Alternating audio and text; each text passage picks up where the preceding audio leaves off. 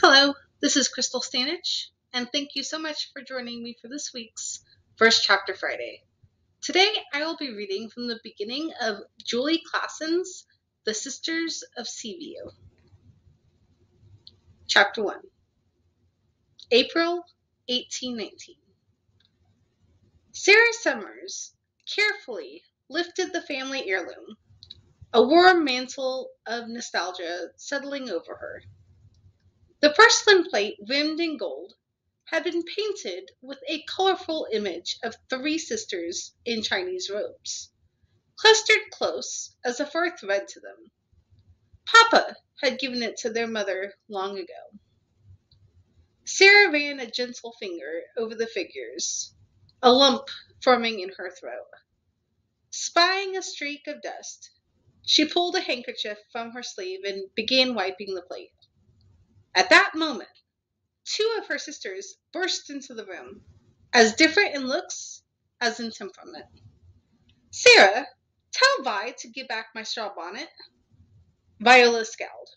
"It's not even yours.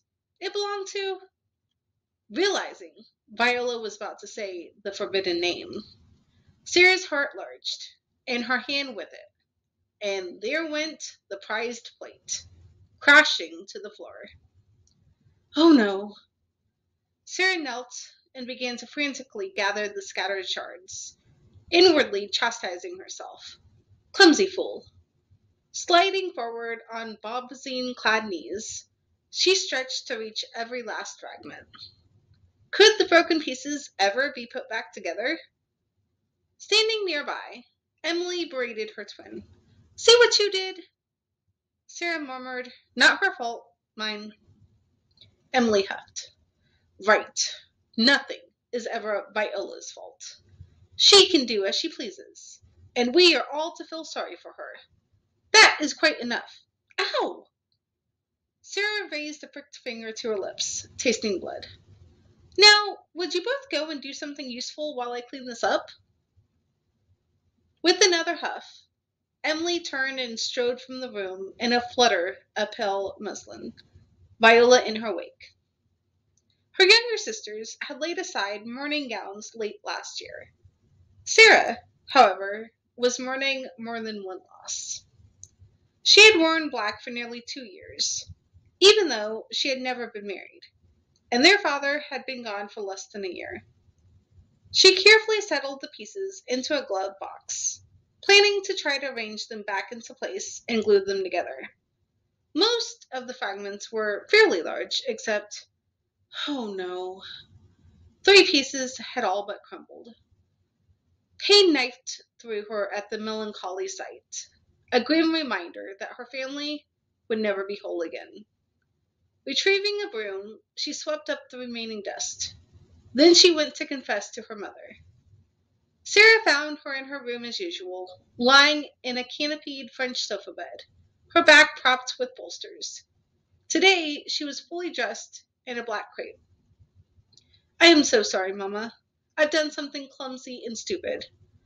What is all this fuss about?" "I broke your plate." "My plate?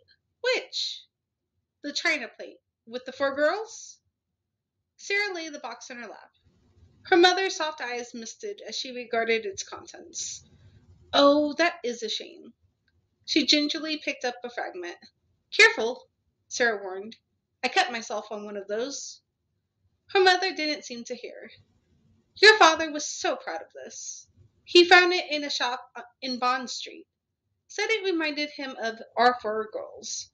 Before Georgiana came along, of course.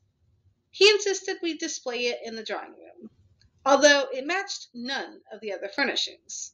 She shook her head, a slight tilt to her lips. "Such a sentimental dear he was." "Then?" Sarah's throat thickened. "Yes." Her once benign papa had become angry and bitter during the final 2 months of his life. Her fault as well, at least in part. "What a pity." Her mother replaced the piece with a sigh. "You really loved it, I know." "Me? I thought you treasured it." Eugenia Summers looked up at her. "Oh, I liked it well enough, because your father gave it to me. but I don't break my heart over its loss, and neither should you. Thank you, Mamma. You are very kind. And you, my dear girl, take too much on yourself. Always have, especially since, well, we shan't speak of that now. Mamma forced a smile and changed the subject. We expect Mr. Alfred soon, do we not? Yes, tea will be ready in a few minutes. I hope he brings good news. Mamma pressed her hand. Somehow, my dear, I doubt it. And if you would like to know what happens next, you can check this title out on Libby.